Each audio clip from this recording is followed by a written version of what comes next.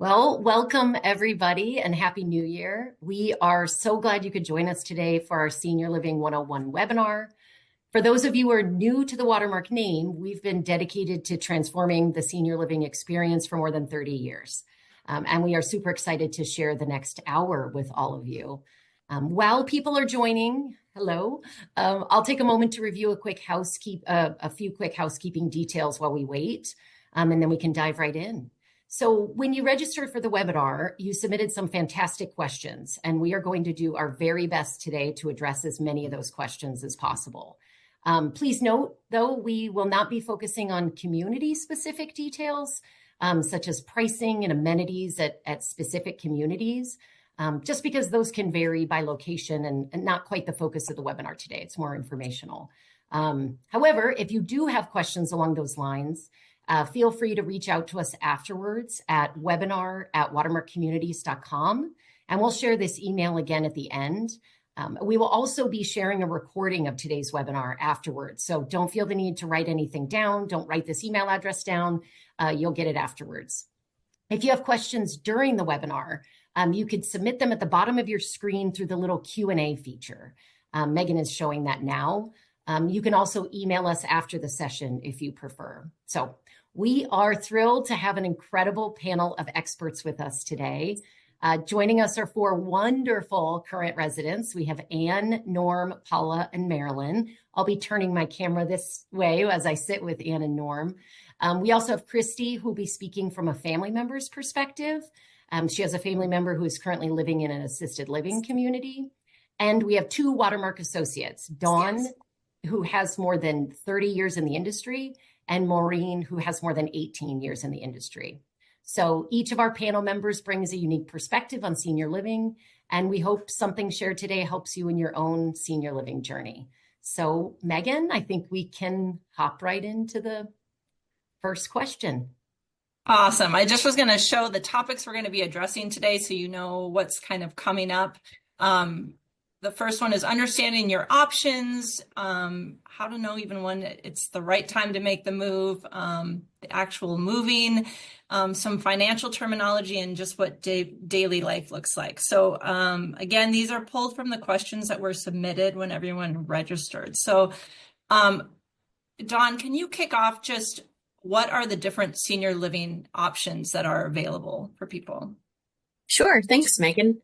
So different senior living options that are available, they start anywhere from independent living.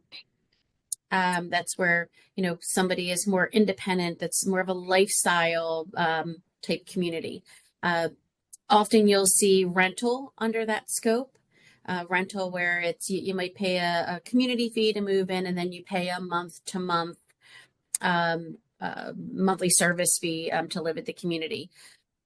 Also in there, you'll see entry fee type communities where you'll pay typically a larger upfront cost, kind of buying down your rate.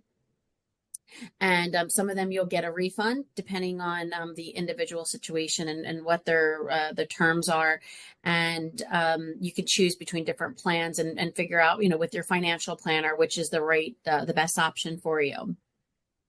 And then there's assisted living and memory care. So assisted living, memory care, difference between those two there is, where you're going to be able to get more assistance than you would in an independent living community with some of your activities of daily living.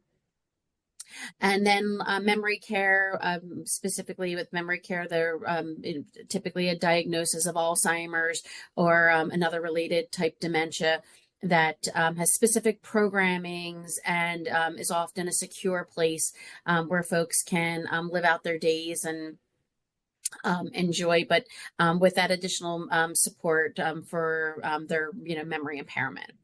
And then there's skilled nursing. So skilled nursing is a little bit more on the clinical side when somebody needs a little bit more of acute type setting and heavier care and potentially things that aren't able to be handled in assisted living. Awesome. Thanks, Dawn. You're welcome. Okay. The next question is here. Quite a few questions came in about this. How do you know when you And the dog. How do you know when you're really ready for senior living? I brought a bunch of treats to keep my dog happy. So Marilyn or Paula, do you guys want to start this one off? Certainly. Well, one of the things that we did, we thought to ourselves, we're getting to be a certain age, but we were very physically active.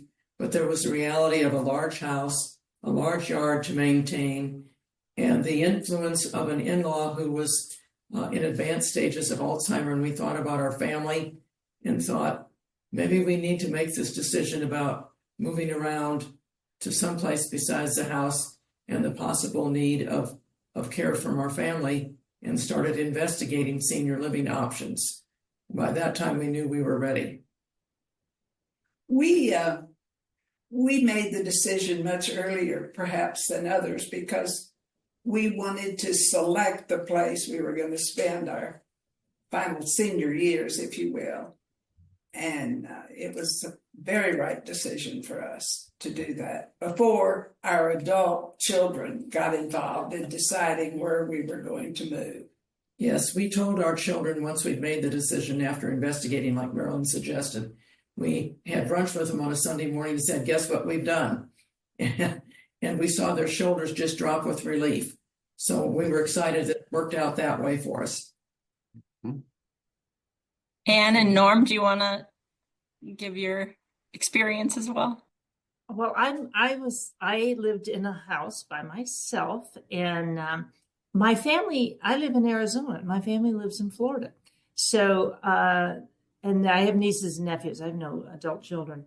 So I was pretty content. I loved my house, loved the location, but I had a medical situation, and it really opened my eyes to the vulnerability of living alone. And I had already, kind of toyed with the idea of senior living. And when Watermark started to build this facility, they were just breaking ground, and it was so convenient to my house and so convenient to my doctors and my friends and everything. I was the third person to sign up, and I said, I'm going to go in. Well, it took them 3 years to build the place, and that was wonderful because I had the luxury of really culling through my things and getting serious about getting rid of stuff I didn't need. And it really worked out well. And, we have a lot of people who have adult children that they can't rely on. So it's wonderful to be able to be in a facility and know that somebody knows you got up this morning. Yes, I've only been here for 2 years. I say only because there are longer people, longer term people.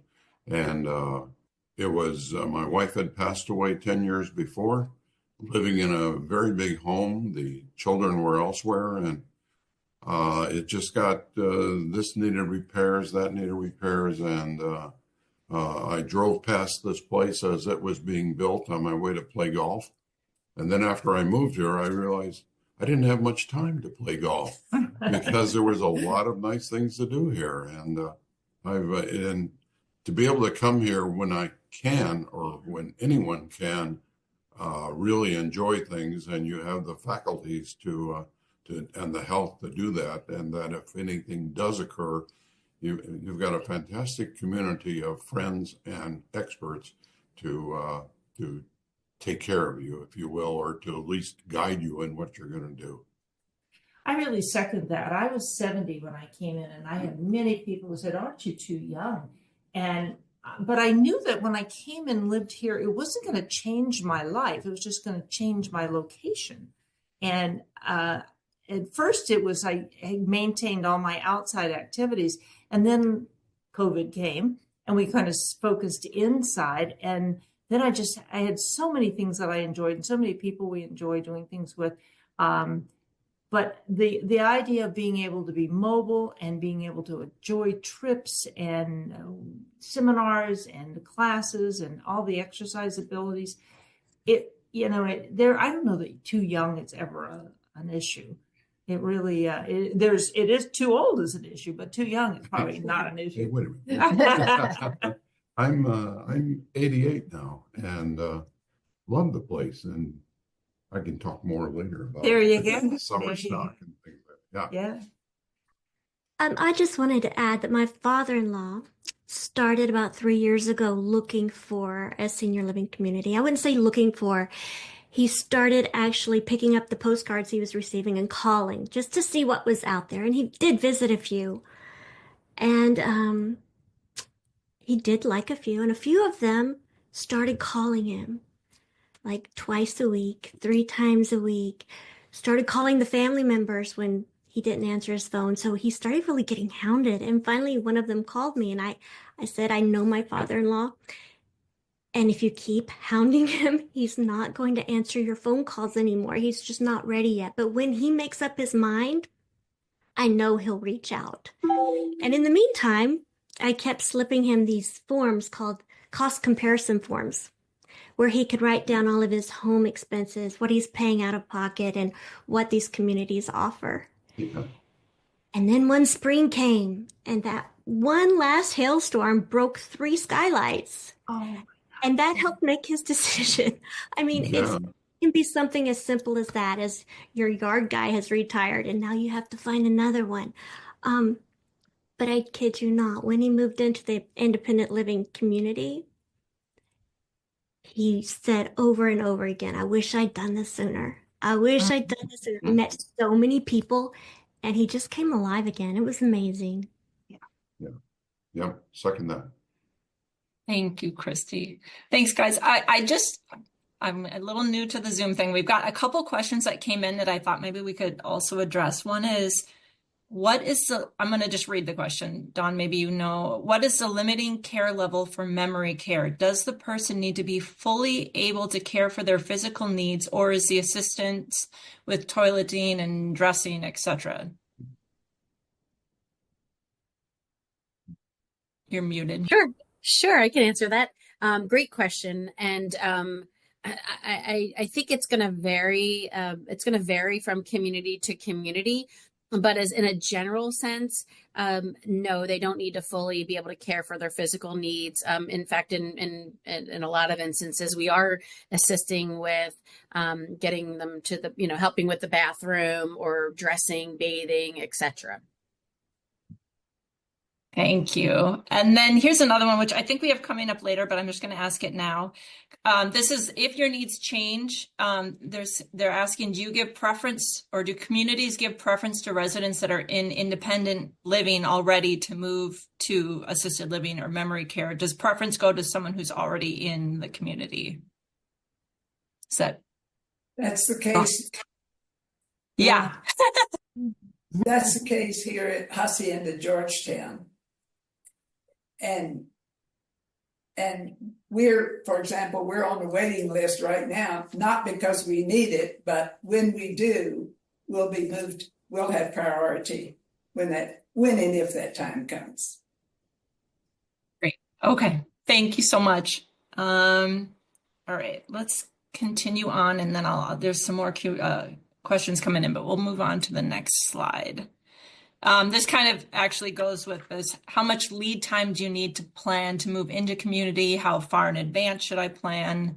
Dawn or Maureen, do you want to answer that? I can take that from just a process standpoint. I mean, we've had folks come in a situation where mom was being discharged from a skilled nursing, and they needed to make a move in a day or two. And, as long as we get all of the paperwork and things that we need, we can make that happen. Typically, we see that life cycle, though, anywhere from that time of inquiry to time of somebody moving in is usually about 90 days, but it doesn't mean, and that's more on the resident or their family getting everything together and not necessarily at the community's end. So like I said, typically we can do that in, 24 to 48 hours should all the paperwork that we need and the things from the doctor and our pre-evaluation is completed. I was just going to add in that I think that some of the comments that we heard earlier from Paula and Marilyn and even from Christy were that, the more time you give yourself, the more choice you have and the more opportunity you have to really look at all of your options and maybe get the specific apartment you're looking for and, have a better sense of the geographic location of the community you're looking at. So I think, starting the search a little bit earlier than you think you need to is in your best interest. But to Dawn's point, we will work with you and help you no matter what. But I think when you're able to look and give yourself more time, I think usually the folks that are moving in are happier that they've taken a little bit more time when they can. It's kind of interesting. I'm from a military family, so I moved every 18 months all my life.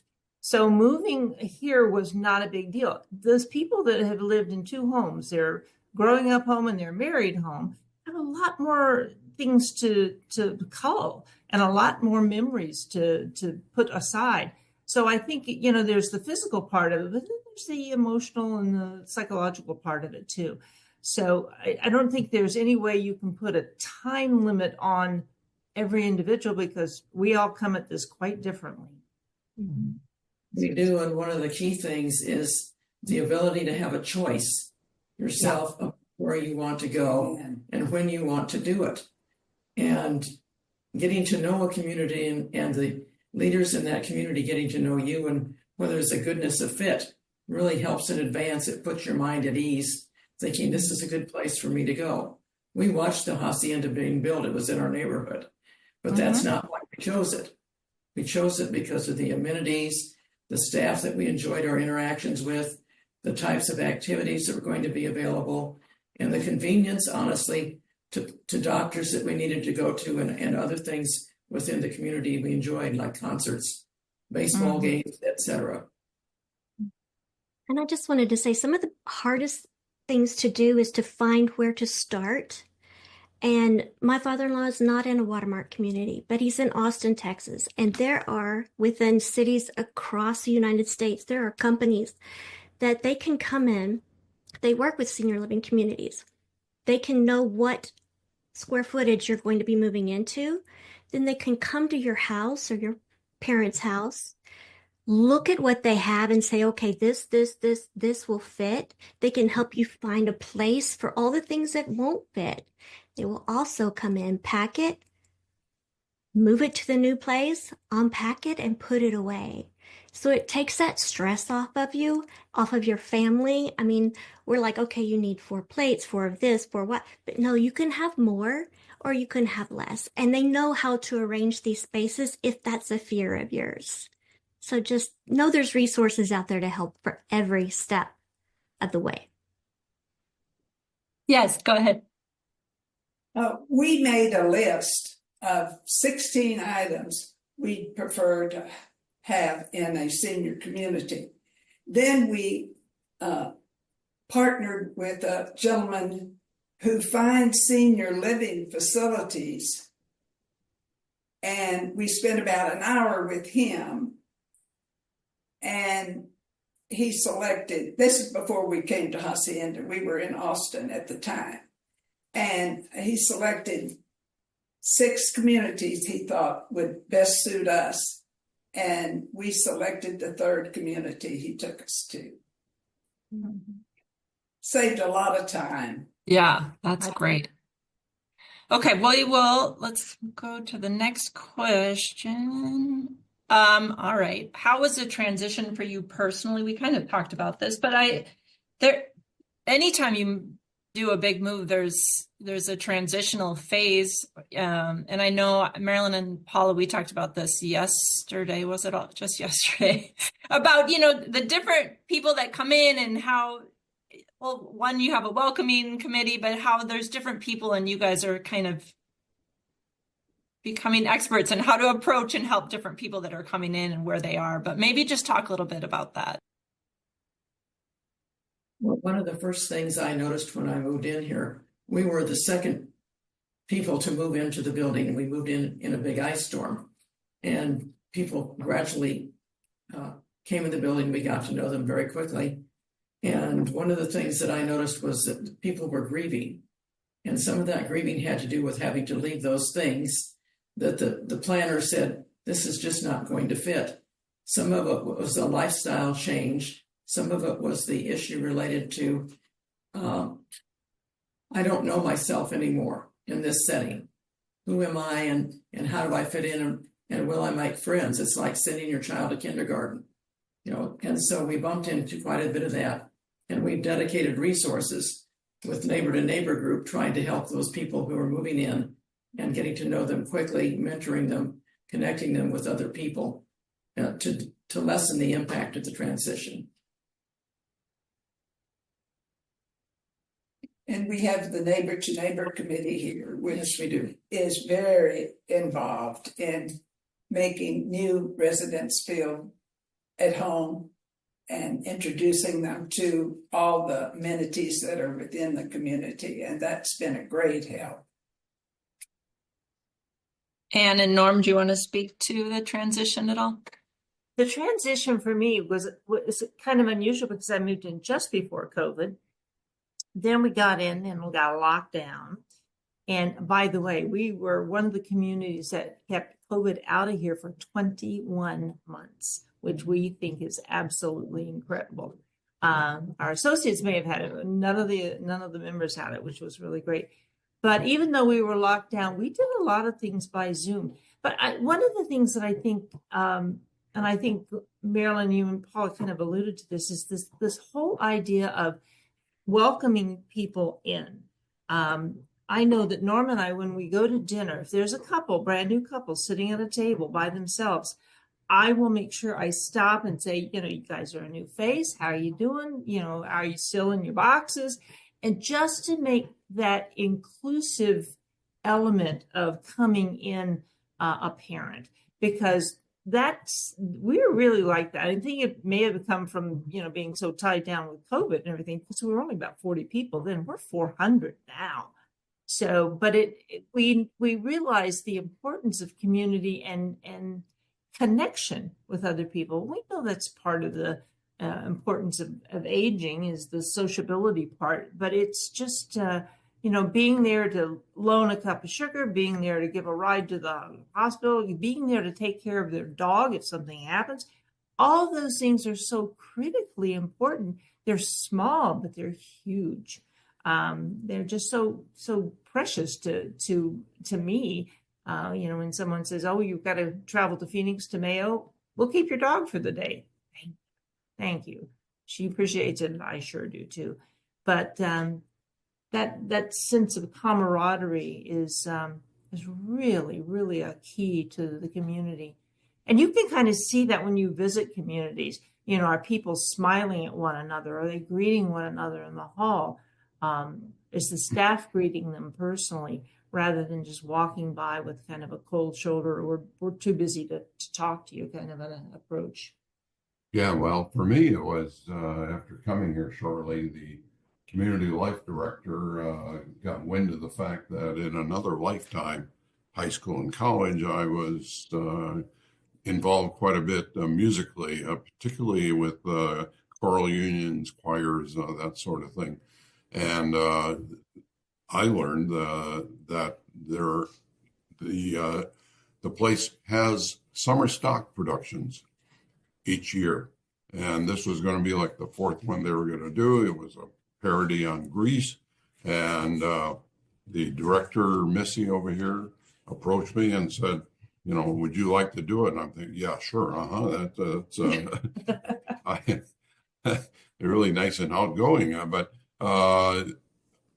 when we did it, suddenly I had 20 people that I got to know quite well, practicing together, rehearsing, working on things, seeing each other, and putting on the production was almost anticlimactic, because afterwards you see all these people and they have wonderful backgrounds to learn and talk with people that come from such different interesting things that they've done over the years to get them to the station that they are in life. For me, it was terrific. I just want to say you have to be careful because you never know who you're going to meet in one of our communities. The very first day that my father-in-law was here on his own, he went to an open house for the new members.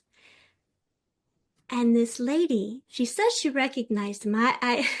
I have trouble with that, but maybe it was his name. I don't know. But they actually went to high school together. We were in the very same home room, and they were inseparable after that. But you just never know. You never know where your True. paths are going to cross or who you're going to meet again. I think it's so fun. It definitely sounds like to help with the transition process, it's best to get involved and talk to as many people as you can when you first, right? That's kind of the big point there is try and, even if it's hard, I'm speaking from a very strong introvert. I know that that's hard, but it's probably good to do it. Okay. Christy, maybe you could start with this one. How can family members best support their loved ones? Number one, just be there and listen. I shouldn't say this, but I'm going to. You cannot push. It has to be their decision. And once they've made that decision, move quickly. Whatever that means for you, if it's helping find someone pack everything up or just help them when they move into their new space, hang their pictures for them, make it feel like home.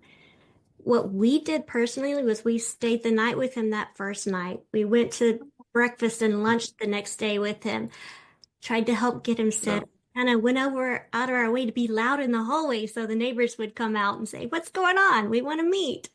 But just to help facilitate any way that you can by just, being that person for them, because it is scary. Not everyone is great at just walking out with their hand and saying, "Hi, how you doing? My name's such and such," that being me, but my husband's good at it. So, but that's what I say, and just be there through the whole experience because you're their best advocate. You can speak up where maybe they might not feel comfortable speaking up.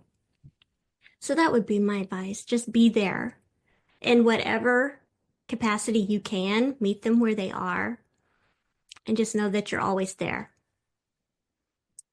I find that it's important for family members to get to know the acquaintances, friends, and neighbors inside the facility.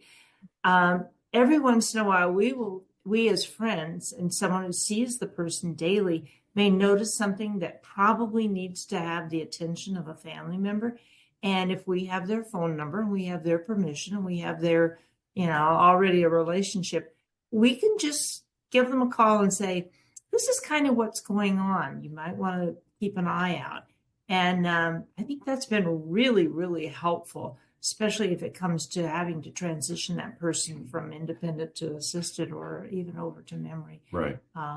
Because sometimes these things happen kind of quickly, and sometimes they happen over time. But I think that that friendly approach to the people your loved one knows within the facility is a real benefit. I like how you spoke to that. Christy was speaking to the before the move in. You spoke to once you did move in, and that's super important. I know with my grandmother, we did the same thing. We had her two best friends, and they would call us, and we would call them. And if they had an issue, we would even get in touch with their family, and we could help to support. She had a dog, that sort of thing. So yeah, that's a really good take on that. I'd like to just, this is Paula. I'd like to just add that one of the things that I appreciate family members doing is supporting the individual's right and interest in moving into a place, even though it's not the one that the family would have chosen. Yeah. Sometimes they discover after they've been there that it's the perfect choice. A few may find that it's not. But in the meantime, don't alienate yourself from the family by saying, "Well, you made your choice. You get to live with it." I've seen that happen, and that's not a good choice. That's great. Like Megan, if I could just add, just from Please, working with families through the years, one of the best pieces of advice that I think that they've shared with me that when we've had conversations after their loved one moved in or maybe didn't move in is, senior living isn't for everyone. Not everybody is finds that as the best option. And I think Christy nailed it when said, just be present for them, meet them where they are, and explore those options. Okay, mom, you want to stay home for another 2 years? What do those next 2 years look like? What can we do to help you with that? Are there services that we can bring into the home? Can we hire somebody? Can we retrofit the bathroom or get a stair lift chair? So, really when having that conversation leading up to that move with a loved one that may be a little bit more resistant to making a move, to sit side by side with them without judgment and explore those options and what options are out there, because there are other options and senior living might not be the right fit for everybody. One of the things that we experience here is we have some people who have never lived in any kind of communal setting. They've always lived in their house by themselves. It's quiet when they want it to be quiet. It's noisy if they want it to be noisy. And if there's something to be repaired, it gets repaired on their time at their priority. And it's a little hard, the transition to go, oh my gosh, there's someone in the hall talking. Not at 10 o'clock at night because everybody's asleep, but it's, that whole idea of everything I know about solitude has changed a little bit, and there's an adjustment to that. And why I don't like that tree outside my window. It's not your tree. Okay, but I don't like that tree. That whole thing. So there's that aspect to it too, that I think family members can help and kind of smooth that over a little bit, to kind of get a reality check on how long does that problem really last? How annoying is it really? Yeah, one of the things that on a different bend there that I did was to invite my children to come and have dinner with me from time to time, and to see what the place is like, and perhaps even stay overnight if they are from out of town. And the dining facilities here are fantastic. And they would look at the menu and what is being served and say, this is a retirement place. It was really nice. And they go back and say, Dad, you made a great choice. And that's the kind of support, at least, that I've gotten from children. We had a question come in while we were chatting.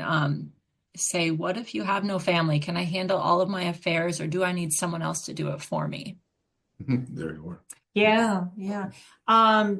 There are things that you can do and people you can enlist, setting up a trust, setting up your will and all that support area. But you can hire services.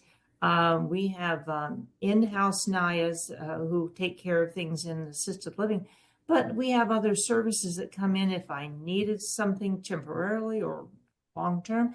Those are things you can hire in. I don't think there's anything that I need that I can't get. I'll share a story I think I shared with Aaron. We have a clinic here in the building, right here in the building. And the very first day it was open, I happened to be a migraine sufferer, which is nasty, but true. I was desperately ill with a migraine. And I called down to the office. I said, is it open? They said, yes. Can you get down there? I said, no, I can't. The executive director came and got me in a wheelchair and took me down to the clinic. I was treated and back in bed in 45 minutes. I can't. And I said, that's why I'm here. That is exactly why I'm here, because there's no other way I could have gotten that speed and that support in any other location that I can think of. Even if I had kids and they were right next to me, I wouldn't have gotten that kind of support. They'd be at work. They'd be busy with their kids. Yeah. Mm-hmm. And Dawn, correct me if I'm wrong, but I do feel like too, when you do first call a community, that they will see what assistance you do need. And if the community can't offer, help with the move or downsizing, et cetera, that they would make recommendations for companies that could assist with whatever the pre-move stuff, right? The Yes. after-move stuff, obviously they can help, but yes. And I think Christy even alluded to it too, that, there are organizations out there, and we do have partnerships. Most any senior living community is going to have partnerships with either senior movers and or like there's even like a senior real estate specialist that can help with selling your home. And so they'll have a plethora of resources available to help support you through, through that journey. I want to ask another question Yeah. came in. I realize that all facilities are different, but in general, how do meal plans work? Do you want to answer that, Maureen or Dawn? Like, just, is there like a general, I know it's different even with independent living versus it just kind of. I would say, and Dawn, you can correct me if I'm wrong, but I would say that most assisted living and memory care neighborhoods, all 3 meals per day are covered. And you have choice as you go to our dining rooms and our restaurants, but the 3 meals a day are included. For independent living, there's a little bit of a different situation where there allows more flexibility, so that if you're someone who isn't really a big breakfast person or prefers to have something light, like just a yogurt in your apartment, or you prefer to meet friends somewhere else, there's flexibility with, how many meals per day, per week, per month you enjoy in our dining rooms and restaurants, and when you want to dine out. But Dawn, maybe you can speak a little bit more specifically without getting into community specifics about meal plans and independent living. Yeah, Maureen, I think you did a nice job of giving a good overview for that. And it is here we call it flex spending. Every company's going to have their own name for it, but where you'll have a card, and it makes it really about your choice. And to your point, whether you want to have that yogurt in the cafe and a cup of coffee, or go have the full-on American breakfast, you have that option. I've loved seeing, how dining has evolved for senior living through the years. And most recently, while doing a visit somewhere, I was looking around the room and I thought, wow, there's a lot of young people here. And so I called the ED over, executive director, and I said, hey, what, you got a lot, something, is there a special occasion? And because there was different dining venues. There's one if somebody wants to just grab a burger, one if somebody just wants to sit at the bar and grab something, or if somebody wanted to have something more formal. And they were all in like the same general area where you could see from where I was eating. I was eating in the like more casual type area, waiting for my pizza. And the executive director said no, that they just really enjoy coming in and having a meal with their loved ones. And it was so cool because we had some residents that like to cook in their apartment and take care of their own meal, but when family comes to visit, it's like they're going out to dinner. And it was just really what a special thing to see. And similar to what Norm was saying earlier, where his family was like, wow, this is what I'm getting at the senior living community. It's not necessarily what people think. And it was kind of cool. This was actually in LA, where you could throw a rock and hit a great restaurant in any direction. And the family members chose to sit there. In fact, there was even one person at the bar working on their laptop. Dad went up and called it a night, and he was like, "Oh, I'm just going to finish my drink and finish up my work for the day."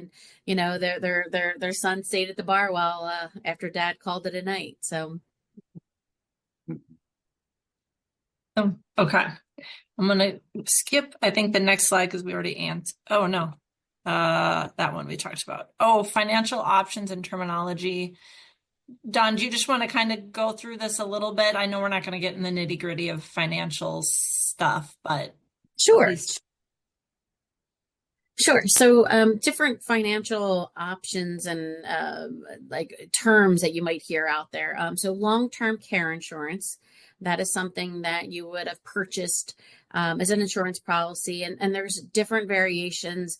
Some of the older ones that we're seeing only cover skilled nursing, where some of the newer ones cover the different levels of care and will pay like a per diem they basically reimburse you on payment for your care at a community. Oftentimes talk to your financial advisor, talk to your long-term care insurance company. We have had instances where somebody's policy is for strictly for skilled nursing, and maybe the person doesn't yet need that higher level of care, and the long-term care insurance company worked with us and or worked with them, I should say, and paid for them to live in a community. Again, every policy is different, but certainly worth the ask. Then Medicare, Medicaid, that those are pretty common terms that you'll hear, and if I could kind of simplify it for Medicare and CAID. You want to think CAID is aid, where that's more of like a financial situation where somebody might not have the means to pay for assisted living, memory care, or even skilled nursing.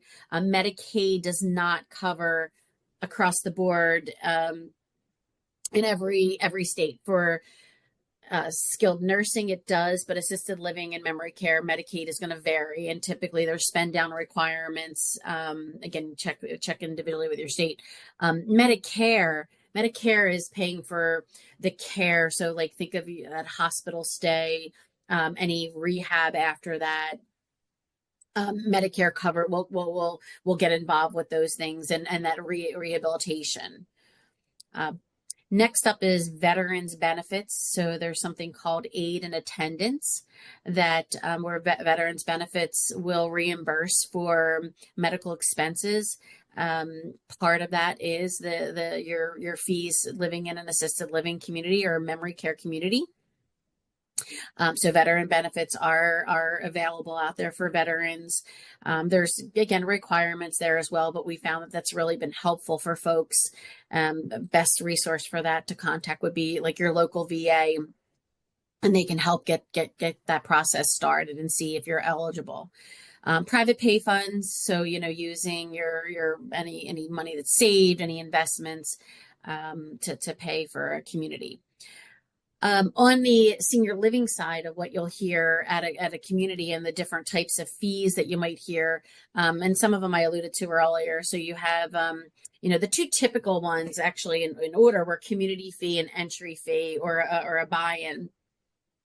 And we're starting to see more and more of something similar to like a membership fee, where it's not as large of a buy-in, where you have a little bit more control over your money because you can decide how you want it invested, and kind of keep that nest egg, and typically what that membership fee or community fee, and that goes towards the community. Think about the common spaces and all of the amenity spaces in a community that's shared by residents, and or getting your apartment ready, in between getting the carpets ready and fresh paint, and ensuring that the apartments are brand new for the next person. The entry fee buy-in, again, similar story, but those are typically a larger, where you're kind of paying down what you're paying each month on the monthly fee, that monthly service fee to live at a community. The membership fee, community fee, and entry fee are all one-time fees. The monthly service fee is that reoccurring theme. And I've heard people even refer to the community fee or membership fee as like that condo fee that you pay in one lump sum. So an easy way to think about that. Then on the care side, when you do need some additional care and support, different companies do different things. Some places will call it you'll fit into different tiers. Tier levels, or some will assign points or minutes to the different tasks that we're going to help, or different things that folks were evaluated needing. And then there's all inclusive, which is typically a flat rate, and it covers everything. And there's benefits to all. I mean, I've personally in my career have worked with communities that have each one of them. And there's certainly benefits to all. With the all-inclusive, you kind of know what your rate's going to be. But on the downside, you also might be paying for more than you need for a period of time until you get to that higher level. So, I might be paying the same as, Jane across the hall from me, but Jane's getting more care than I am. So Again, there's benefits to each individual program, and you really just have to decide for yourself what's the best for you. Thanks, Dawn. Okay. You're welcome. If I have the next slide. What might a typical day look like? And I know that there are no typical days, but who wants to start? I can start. Okay.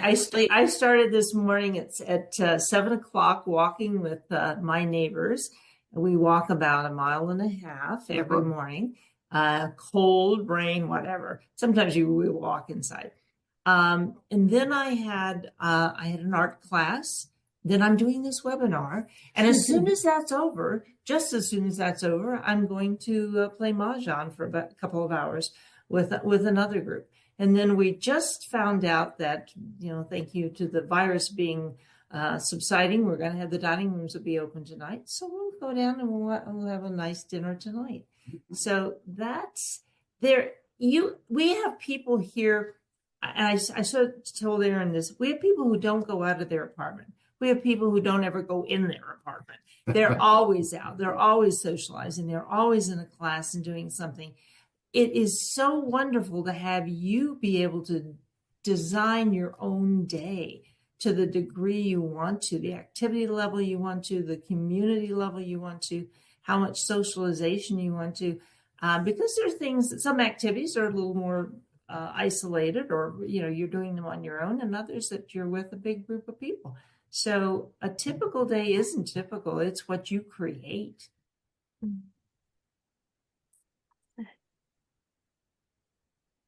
I didn't know if Paula and Marilyn, do you want to talk a little bit about what your days tend to look like?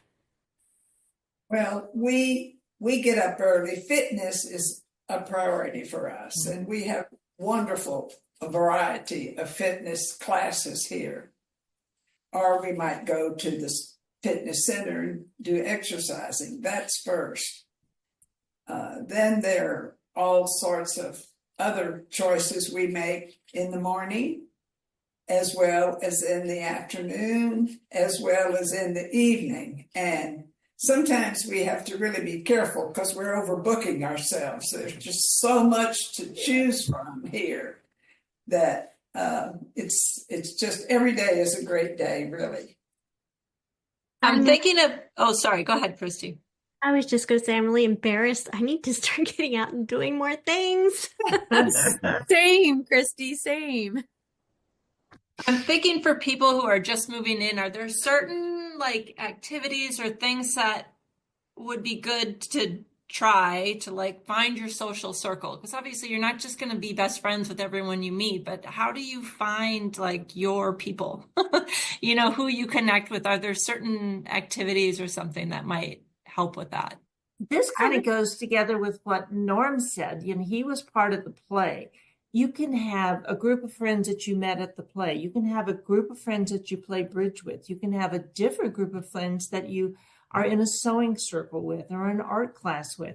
And that is kind of a really nice way not to have a clique, but to have this really diverse group of friends. I do something here called Girls, Games, and Giggles.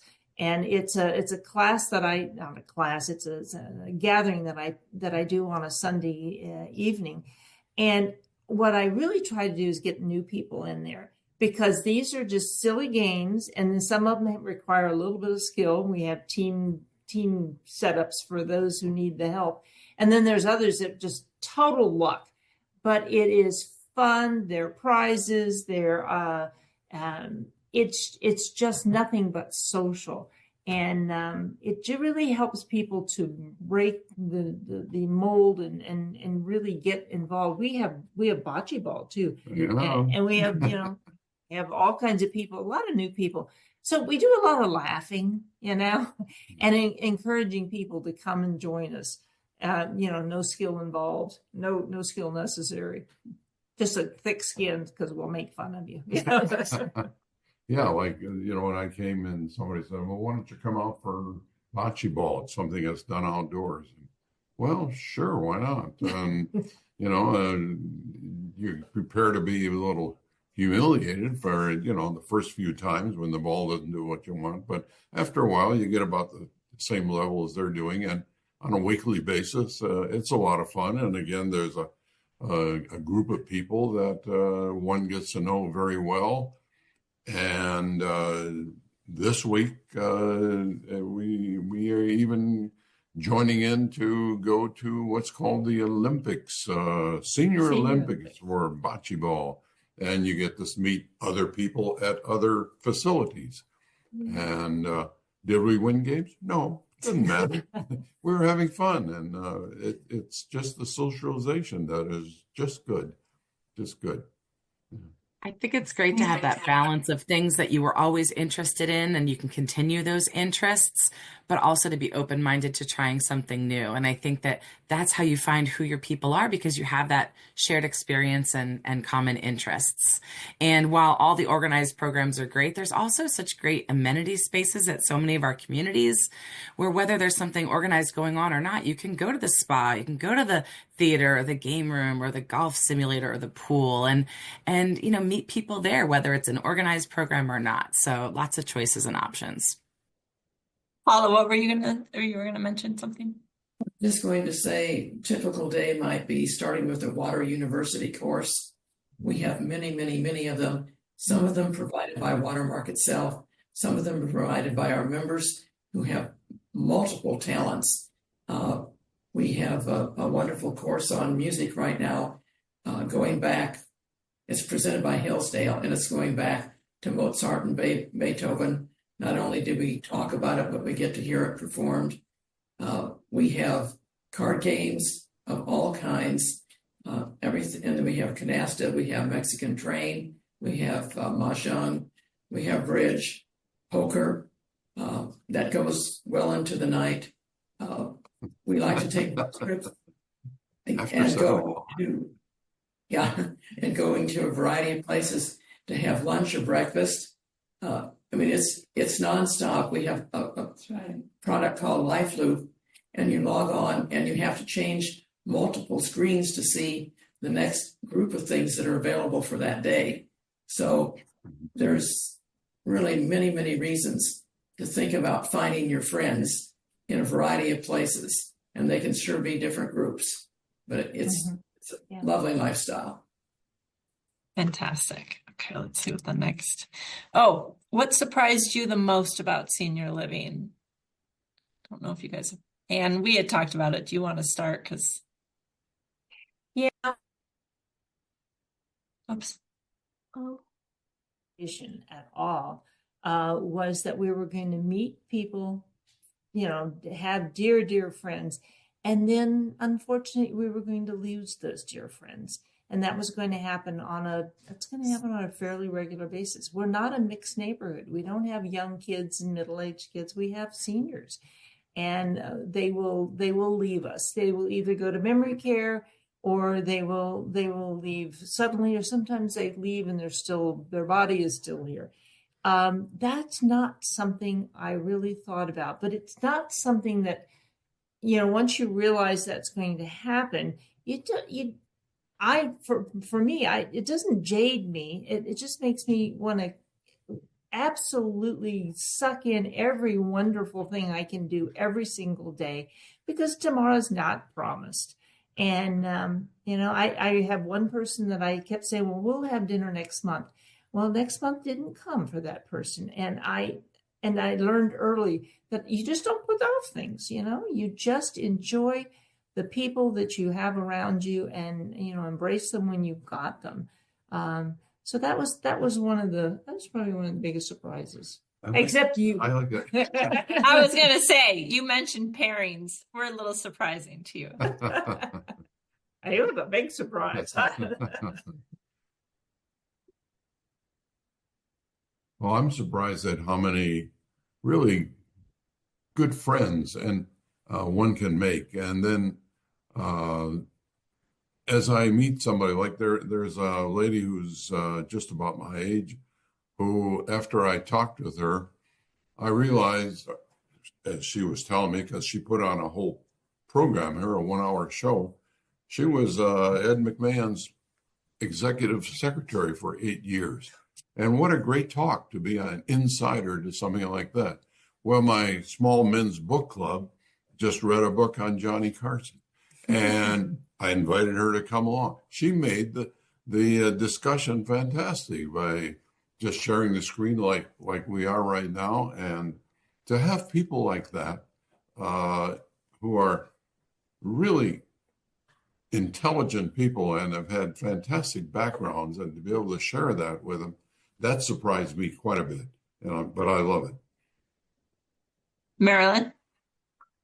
Yes, I'm not sure what I really expected when I moved into a senior community, but one of the very pleasant surprises was all of a sudden I had this wonderful extended family.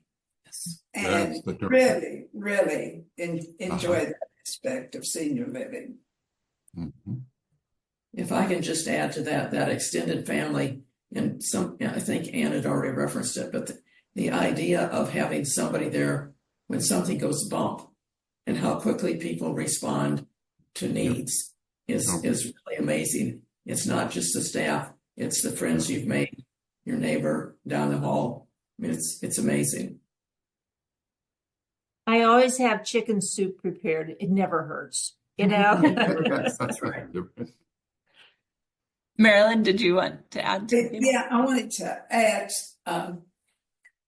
not everybody is an extrovert.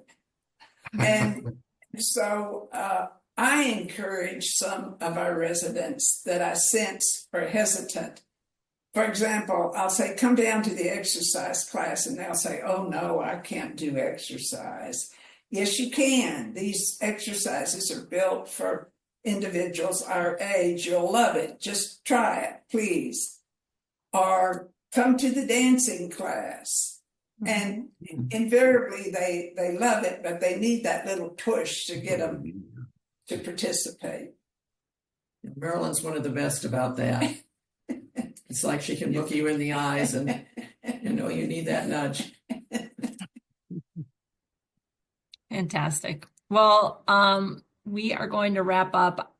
Thank you all for joining us, Marilyn, Paula, Ann, Norm, Christy, Dawn, and Maureen, and Erin. And again, let's see. There's the email. If there's questions that we didn't get answered. Dawn, are you answering this one that came in? Okay, cool. There's a question here. My husband gets care and medications through the VA. Can we continue with that, or do we need to change our healthcare team to a team at the facility? Yes, I was just responding to that in the text, but I can answer it here quickly, probably quicker than I can type. No, there should not be any change to your healthcare team.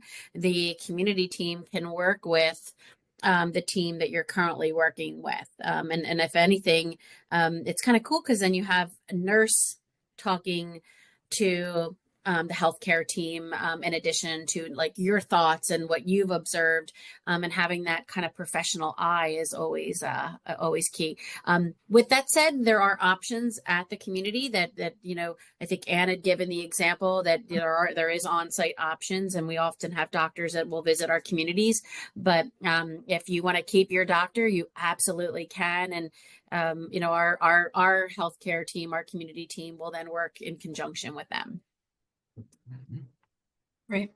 Well, thank you, everyone.